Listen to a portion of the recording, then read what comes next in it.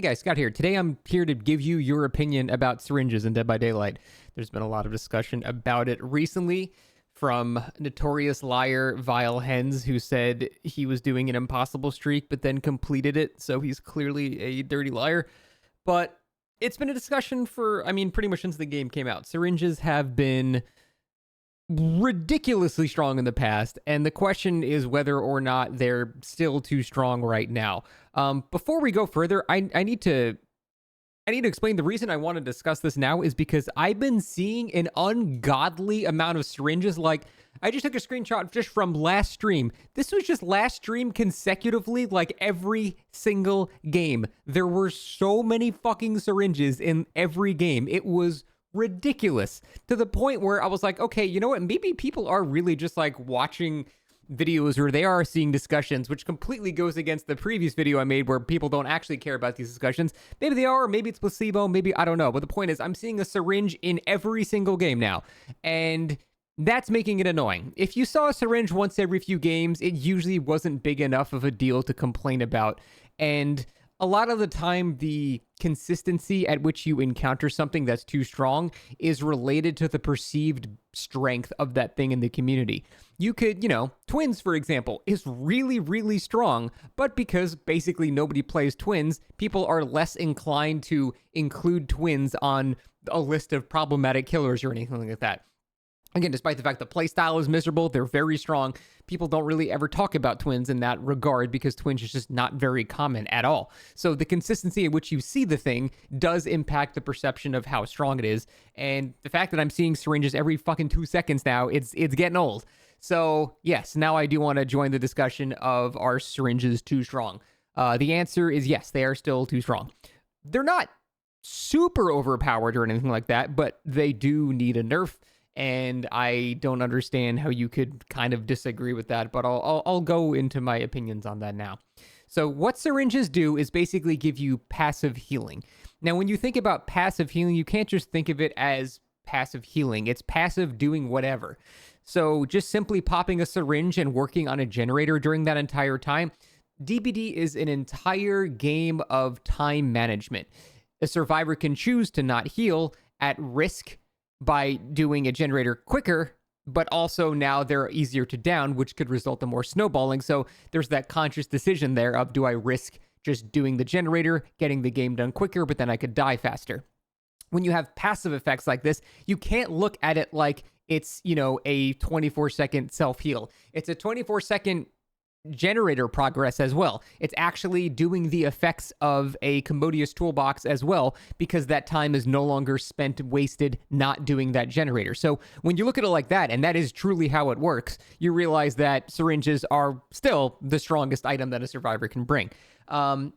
It's not always a one-to-one like that. There are exceptions. There are killers that you wouldn't want to heal on. There are killers like Plague where you can't heal on. So it's not always like that. But my whole point in discussing like that is you need to expand how you think about syringes, as in technically they do everything. They do heals, they do generators, they do time spent running to unhook. Like, they do everything because of the passive effect of it. The passive nature of it is what makes it so insanely good.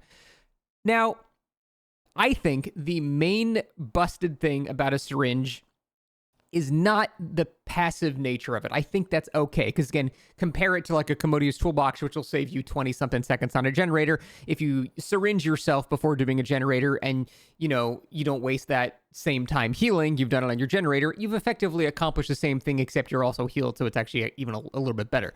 But I still think that's mostly okay. And yes, it's an ultra rare thing. Ultra rare doesn't really mean anything. We've heard the phrase ultra rare, ultra fair. Just because it's ultra rare doesn't mean it doesn't suck when you go against it. And again, I'm seeing it every fucking game now, so it's clearly not that rare. But the thing that is too strong about it is simply the speed, in my opinion. It just heals you too quickly. And what it does is it heals at the exact same rate as if you were channeling the full heal. So if you were to use it on yourself, it's 24 seconds. That's the same exact speed as if you used a med kit on yourself.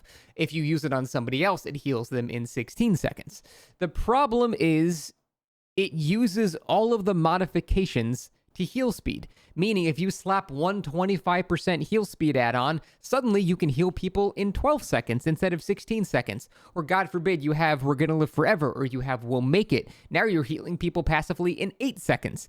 And that's when it starts to get ridiculous. You have things like Botany Knowledge and We'll Make It. Dude, one of the most insane things to do, and I'm surprised more sweaty people don't do this, if you have a teammate with a flashlight and a teammate with a syringe, if someone goes down, someone can just, with We're Gonna Live Forever, pop a syringe on them and they will be back up in 8 seconds. And they will also have endurance when they get back up. And the killer can't pick up because there's a guy with a flashlight nearby. Like, that is the most obnoxious, like, bully tactic. And I'm really glad more people don't do that because it's completely uncounterable. And I think that's really the main issue. Syringes are okay. Like, look at the perk, I think it's Moment of Glory. Moment of Glory, I believe, takes a full minute to have the same syringe effect, and also it has a requirement of basically charging the perk before it can actually activate. I think that's more along the lines of what we should be like, or maybe just make it a flat 30 seconds or something like that. It's sort of ridiculous that with heal speed perks or heal speed add-ons, you can essentially syringe yourself in a chase, drop a safe pallet, hold forward for 16 seconds, and you're healed before the killer can do anything about it. In those regards, it's uncounterable. There's nothing the killer can do to stop that. Now, if it's a killer like Blight or anyone that's got, vast movement speed, sure, they can catch up and hit you. But then we come to another main issue with this, and the reason why this speed is so relevant to this discussion. Yeah, if if it takes, X amount of seconds, Blight is not going to care. He's going to be able to hit you in that 20-second window or something like that. So it doesn't punish the really strong killers. Nurse, again, in that 20-second window of you healing, is just going to blink to you and smack you in the face. Even Billy can cut you off before you get somewhere else. Basically, all of the best killers are not nearly as affected by syringes as the weakest killers. What the hell's a pig gonna do on the game? You drop a safe pallet, pop a syringe, hold forward. That's it. You're gonna get healed, and there's nothing that killer can do to stop you from getting healed. And that's one of my biggest problems with it. It doesn't punish who it needs to punish, and it does punish who it doesn't need to punish. That's why it doesn't make any sense. And if we adjust the speed of it, then I think that will make the disparity a lot different. If we make it take, 30 or 40 seconds, that does give even an M1 killer at least time to just catch back up and get in range to start even trying to hit them. Yeah, there might be another loop involved, but at least they can't just hold forward and be healed. That's the most obnoxious part, that they can just hold forward, doing zero gameplay and still get healed. So if we make the timer take longer and make it not affected by any changes to heal speeds, you can still have that passive, very strong healing effect where you can work on a generator, you can run to a save, you can be healing somebody else, you can still get insanely good time efficiency, but it's not abusable really in a chase anymore. Because I've encountered people get syringes on them and the guy has Botany Knowledge and abdominal dressings or something, and then within 8 seconds, that dude is healed. Like, what the fuck? There's nothing I can do about that. It's the speed of the heal. I think that is the most broken part about it. Again, the passive nature is, very impactful, and I get that, but it's an ultra rare add-on, so I'm okay with it having that passive nature. I think that's okay, albeit a bit strong. It's just the speed. If we make it so it's a consistent 35 to 40 seconds, unaffected by heal speed modifiers, I think the complaints about syringes go away. It still retains its very strong effect, but it's not disproportionately punishing killers that can't make up that distance in a shorter amount of time. And I think that's completely fair. I don't really have any other thoughts of it or on it other than that, and I'm curious to hear what you guys think about my suggestion. It's not very complicated. It's a very, very easy solution, and I do think it addresses what I feel to be the main issue with syringes. So that's about it. It's a very hot topic of discussion here. Be civil in the I was gonna say be civil in the comments. It's fucking DBD YouTube. Have at it.